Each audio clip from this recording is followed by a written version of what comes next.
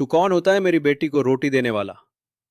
ये वाक्य जैसे ही मोहल्ले के बीचों बीच गूंजा, पूरा माहौल ठहर सा गया। दोपहर की तपती धूप में सन्नाटा पसर गया।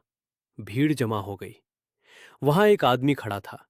फटे कपड़े, धूप में जली हुई त्वचा, मगर आंखों में सच्चाई की चमक। उसकी हथेली में आधी सूखी रोटी थी, जो उसने एक 7-8 साल की बच्ची को दी थी, जो उस वक्त भूख से बेहाल कांप रही थी। भीड़ में से एक हट्टा कट्टा आदमी गरजा, जानता है ये ठाकुर साहब की बेटी है? और तू कौन है, नीची जात का, रोटी देने चला है?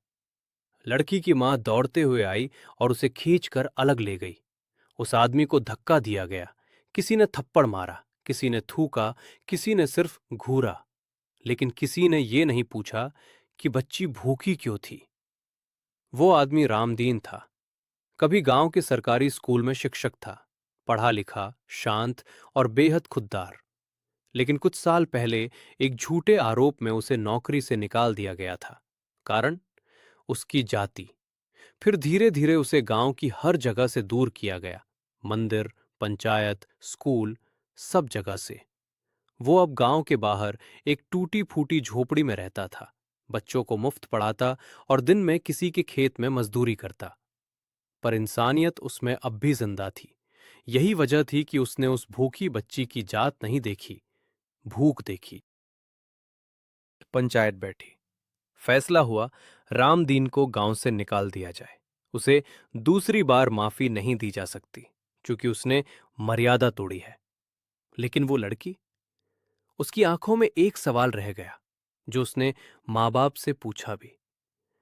अगर मैंने वो रोटी खा ली थी, तो क्या मैं भी अपवित्र हो गई हूं? समाज चुप रहा। रामदीन ने गांव छोड़ा। वो अब रेलवे स्टेशन के पास एक टूटी सी छत के नीचे रहने लगा। वहीं बच्चों को पढ़ाता, कुछ बुजुर्गों को दवाइयां दिलवाता और जो भी कुछ हाथ आता उससे दूसरों की मदद करता।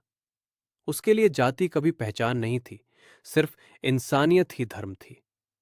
वक्त बीता।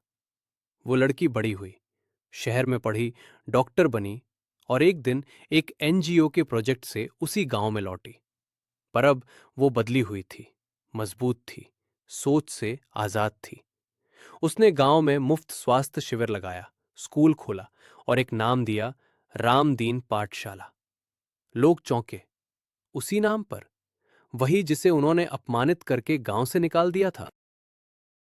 लड़की ने सिर्फ इतना कहा, जिसने भूख में मुझे रोटी दी, उसने मुझे जीना सिखाया। अगर वो गुनाह था, तो मैं उस गुनाह को हर दिन दोहराना चाहती हूं। वो स्टेशन के पास गई, जहां रामदीन कभी रहता था। अब वहां एक छोटा पत्थर था, जिस पर सिर्फ यही लिखा था, यहां एक आदमी रहता था जिसने कभी जात नहीं देखी, सिर्फ इंसानियत जानी। निष्कर्ष: भूख की कोई जात नहीं होती और मदद का कोई धर्म नहीं होता, पर समाज अब भी नाम पूछकर रोटी देता है और हाथ पकड़कर पहचान छीन लेता है।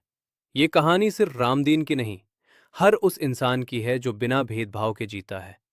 अगर वीडियो आपके दिल को छू गया हो, तो एक सब्सक्राइब, एक लाइक जरूर दें और शेयर भी करें।